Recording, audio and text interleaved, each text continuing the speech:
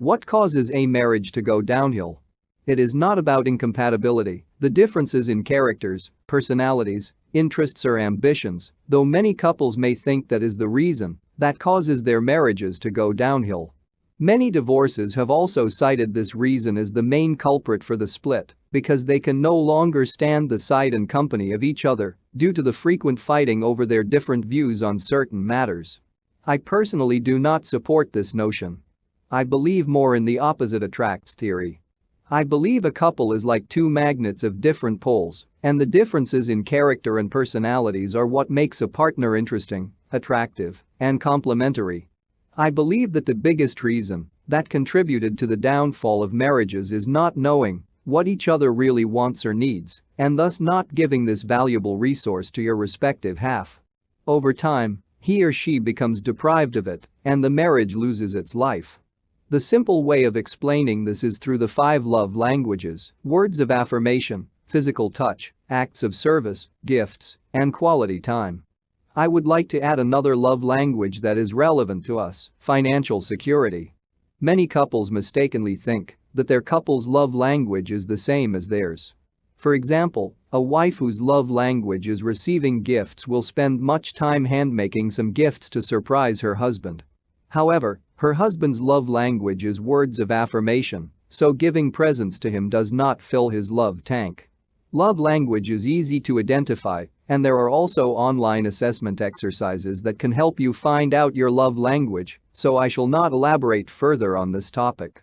What I wish to share with you is on a deeper level, on the needs of your spouse, something that he or she may not even realize. To do that, you need to analyze the family upbringing of your spouse and yourself so you can find out what you or your spouse is looking for in your marriage.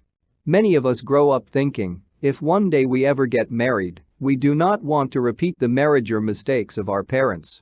That is totally true, and it has been ingrained into our subconscious mind.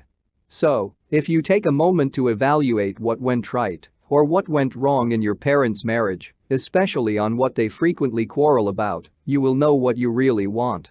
Take, for instance, Tom grew up in a poor family, and his parents frequently quarreled over money. So, in his subconscious mind, Tom was trying to prevent something similar from happening in his marriage. Tom works hard, provides for his family, and makes sure his wife does not have to worry about a single cent. He thinks he has done a great job and is proud of it. On the other hand, Tom's wife, Tammy, grew up in a family where she never had to worry about finances. So, despite the comfortable life that Tom is able to give her, she does not feel like it was something she is looking for. Tammy grew up in a family where her dad was bad-tempered and unapproachable, so she is looking for some fatherly love from Tom rather than financial security. So, the mismatch happens. Tom continues to work hard in earning more money and neglecting the real needs of Tammy. Tom then feels underappreciated because he thinks he is doing much better than many husbands out there. However, he is not getting the appreciation he thinks he deserves. In another scenario, Helen is deadbeat every day, being a stay-home mom, taking care of their kids with no helper and making sure dinner is served warm every time her husband, Roger, is back from work. However, Roger's mom is also a very capable woman who handled the chores and kids so well during his growing up years. So, what Helen has done becomes like a norm to him, and it does not really impress him much. Roger is looking for something else, while Helen feels underappreciated after giving her all for the family. Without understanding the real needs of their respective partners, Tom, Helen and other married couples like them will all go on in the wrong direction, working hard for their families. While they thought that they are successful because they have solved the problems of their parents' marriage, they have neglected the real needs of their partners.